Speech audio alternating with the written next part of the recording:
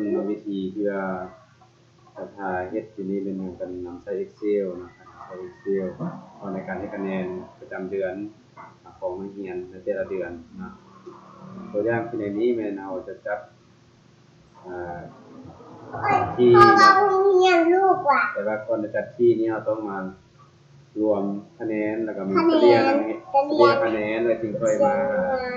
การจัดที่เนาะแต่ว่าการจัดที่จะมีการจัดแบบมีเงื่อนไขคือจัดที่เฉพาะผู้ที่ได้คะแนนคาดหมายเป็นเหนือทุกวิชาเนาะผู้ใดที่ว่ารุดคะแนนรุดบางวิชาแม่นเราจะบ่จัดที่ให้เนาะหรือว่าคะแนนที่ว่าบ่ถึงเกณฑ์5จุดนะจะบ่จัดที่เนาะเบิ่งพร้อมกันเลยให้เปิดไฟล์เอกสารขึ้นมาเนาะเป็นคะแนนขึ้นมาเนาะแล้วในนี้ให้เบิ่งว่าจะมีห้องรวมนี่เนาะคะแนนที่ก็บ่ได้อย่างห้องรวมเฉลี่ยจัดที่จะได้เอาเข้าจะได้เฮ็ดนะสำหรับการรวมคะแนนก็แม่นใช้สูตรเนาะการเฉลี่ยก็ใช้สูตรจัดที่ก็ต้องใช้สูตรเหมือนกันเนาะเราจะบ่ได้ไปเขียนเองแต่ว่าก่อนจะไปเฮ็ดเอามาเบิ่งก่อนว่าเราจะรู้ว่าคะแนนลดบางวิชาเป็นหาสิเบิ่งแนวใดให้มันเบิ่งง่ายเนาะถ้าผู้ใดที่ว่าลดทางมันจะให้มันแสดงขึ้นมาในนี้แม่นให้เฮาทาสีคะแนนแต่ละวิชาเนาะทาสีเนาะคะแนนแต่ละวิชาหลังจากทาสีแล้วให้เข้าไปconditional เนาะเพื่อไปกำหนดค่าคะแนนที่น้อยกว่า5เนาะเพื่อให้มันขึ้น4ขึ้น4ขึ้นอยู่ในบล็อกมันขึ้นมาหรือว่าอยู่ในคิวมันขึ้นมาเนาะคือในนี้อาจจะมาเปลี่ยนค่าที่นี่เป็น5เปลี่ยนเป็น5หมายความว่าน้อยกว่าเนาะ less than น้อยกว่า5สีเป็นตามต้องการเนาะเอาสีใดก็ได้หรือว่าจะเลือกอย่างนี้ก็ได้เนาะนี่สีเหลืองนี่สีแดงนี่สีเขียวเลือกอันนี้สีอะไรก็เลือกได้หรือว่าสีกำหนดเองเข้าไป custom format นะแล้วเลือกเอาฟิลแล้วเลือกเอาสีตามต้องการนี่จะสีเหลืองเนาะกดโอเคนะแล้วเลื่อนเบิ่งมาสังเกตนะคะแนนที่ลูกค้าหมายจะมีบล็อกขึ้นสีขึ้นมานะหลังจากได้ตัวนี้แล้ววันนี้เราจะมาสร้างห้องของคะแนนรวมเนาะคะแนนรวมแม่นพิมพ์เครื่องหมายเท่ากับแล้วเลือกซ้ำเนาะ SU แล้วขึ้น SUM ให้เลือกตัวนี้แล้วคลิกใส่ห้องซ้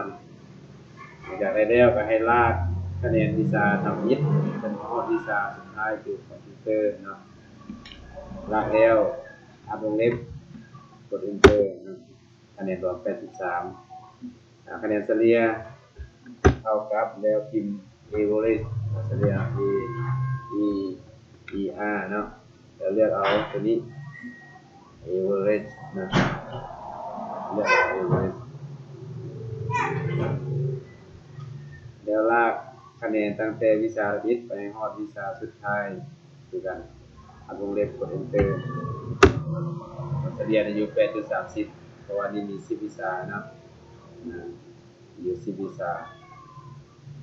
ให้83หาร10เนาะ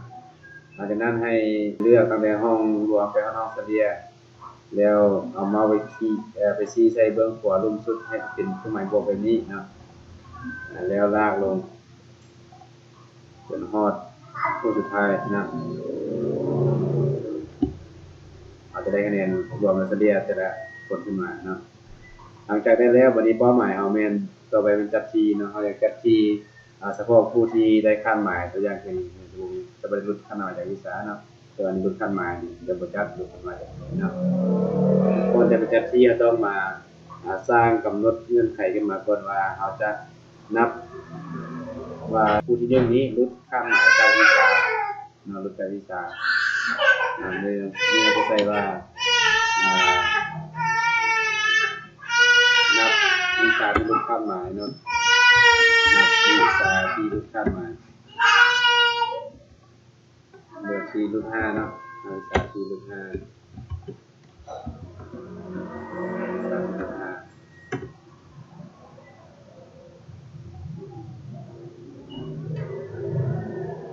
นั้นแม่นเราจะพิมพ์เครื่องหมายเท่ากับแล้วพิมพ์คำว่าเข้าใส่เข้ายิบแล้วลากวิชาวิทย์ฮอดวิชาสุดท้ายแล้วใส่เครื่องหมายจุดแล้วเปิดวงยืมเนาะเครื่องหมายน้อยกว่า อ่าต้องยืนเลือกกด enter หลังจากนั้นเอาลากตัวนี้ลงไปเนาะให้เอาเมาส์ไปชี้ใส่เนาะสิเอาเมาส์ไปชี้ใส่เบื้องขวาสุดเบื้องลุ่มคลิกซ้ายค้างไว้แล้วลากลงฮอดตัวสุดท้ายเนาะเห็นว่ามันจะปรากฏขึ้นมาเนาะเลข2เลข0เลขหยังขึ้นมาถ้าอยากให้เบิ่งง่ายครับก็ไปทาสีให้มันตัวที่เป็นเลข1ขึ้นไปแล้วมันให้มันออกสีเหลืองหรือสีอื่นเนาะก็คือเราเลือกเอาห้องที่เราต้องการให้มันต้องการเบิ่งตัวเลขเนาะแล้วให้เลือกเข้า conditional เนาะเข้า home conditional แล้วเอาเครื่องหมายตัวนี้เครื่องหมายใหญ่กว่าเพิ่มลงไงตัวนี้ให้นับเครื่องหมายที่ว่านับตัวที่ว่าใหญ่กว่า0เอาใหญ่กว่า0แล้วให้เป็นสีอย่างสีแดงสีนี้ก็ได้เนาะโอเคแล้วสังเกตตัวที่มีเน้น5ฮอต5เนาะทางตกพอดวิชาก็จะฮอต10เนาะอันนี้แม่นนี่ตก2วิชานี่มันดีนะคุณทำเนาะอันนี้ตก3หลังจากนั้นเราจะมาเรียงให้ศูนย์นี่ตัวนี้เป็นศูนย์ให้ไปขึ้นเชิงเบิดเพราะว่าศูนย์มันตกวิชาเนาะให้มันอยู่เชิงจะให้ตัวที่ลงข้างมามันอยู่ลุ่มสุดแต่ว่าเราจะไปเรียงกันนั้นต้องเบิ่งลำดับก่อนเนาะลำดับของเราแม่นลำดับแต่1เนาะลำดับเป็น1 2 3นี้ต้องให้อันนี้เป็นเลข1เวลาคลิกแซงนี่เป็นเลข2อันนี้เป็นเลข3บ่ให้ใส่สูตรตัวแบบเลขออโต้เนาะเลขลำดับออโต้ใช้สูตรตัวนี้เนาะเป็นที่จะเป็นเลข1 2 3 4นี้ถ้าเพิ่นเรียงลำดับบ่เป็นก็แม่นอันนี้1พิมพ์1ใส่เนาะตัวร่วมพิมพ์2แล้วหลังจากนั้นให้คลิกที่ห้องที่1แล้วลากมาห้องที่2แล้วเอามาที่ใส่รูปให้เป็นเครื่องหมายบวกแล้วลากลงจนสุด53 54 4เนาะหลังจากนั้นแม่นไปเรียงลำดับของเลขเนาะของเลขนับวิชาที่รุ่น5นี้ให้0ขึ้นก่อนแล้วเป็น0ลงมา1 2 3เนาะนั้นให้เอามาชี้ใส่ตั้งแต่เลขที่1ลำดับเลขที่1แล้วลากเนาะมัน1ลากแล้วก็นับคะแนนรถนี้5วิชาแล้วลากลงฮอดสุดท้ายแล้วกลับขึ้นมาหาdata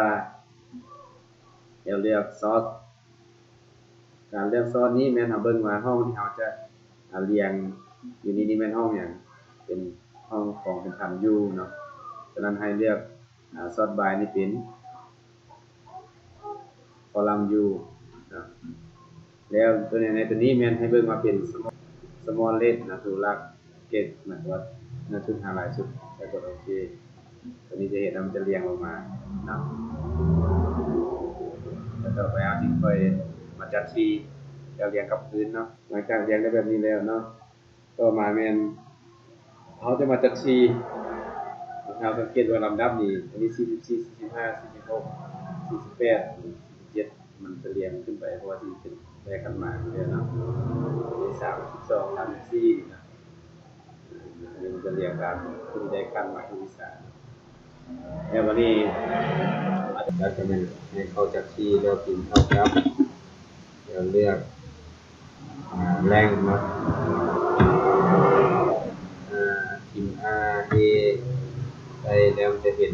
อยู่ลมว่าแรงมันอยู่ลมแล้วก็คลิกเข้าไปแล้วไปคลิกเอาห้องรวมแล้วจุดแล้วล่างห้องรวมของผู้ทวิตไปฮอดคือสุดท้ายที่คะแนนบุรุษวิชาฮอดจะดีบุรุษวิชาแล้วกดF4 นะเพื่อให้ตัวนี้มันล็อกเป็นดอลลาร์4ล็อกแบบนี้นะแล้วก็อาจจะเล็กมันจะเป็นสำหรับพวกนี้มันจะได้อยู่ที่8พวกนี้ในที่8ล่างไปฮอดคู่สุดท้ายที่คะแนนบุรุษคันหมายกับวิชานะหลังจากได้ตัวนี้แล้วให้คลิกขวา copy เป็นสักทีนี้แล้วคลิกขวาในห้องทำนี้แล้วเลือกวางมือต่างๆส่วนนี้อยู่ในอยู่ใน Excel 2010ขึ้นไปนะจะมีตัวนี้ขึ้นมา2007จะเป็นวางต่างหากแต่ให้ชื่อว่าเป็นเขียนว่า value หรือว่านี่นะเดี๋ยวเบิ่งนี้นะชอบหาตัวนี้ แล้วกดโอเคอย่างนี้จะบ่เป็นสูตรนะกดสูตรเพื่อว่ามันเฮาเวลาเฮาซักชื่อคือบ่อยากให้มันกันยายเราบ่อยากให้สูตรมันกันยายแล้วมันจะถ้าว่าชื่อผู้นี้ครับเป็นอยู่แถวที่เฮาจับสูตรบ่ฮอดเข้ามาแถวนี้มันจะมีปัญหาเนาะเราต้องในกดสูตรก่อนหลังจากกดสูตรแล้วก็เรียกชื่อขึ้นใหม่แล้วก็ชื่อที่หนึ่งของคนสุดท้ายขึ้นใหม่เราซอสอันนี้อาจจะซอสลำดับของตัวบิดเนาะเพื่อเรียงลำดับที่ขึ้นใหม่ ให้ไปตามรูปร่างเดิมก็คือเลือกอันนี้เป็นคอลัมน์คอลัมน์เอคอลัมน์เอนะคอลัมน์เอแต่เราเรียก small ตัวล่างคือเราแล้วกดโอเคก็เรียกครับคืนปกติเดี๋ยวนะเวลาสำเร็จในการจับชีให้กับนักเรียนเนาะอันนี้คือว่าเบิดตัวนี้นะขอเข้าใจ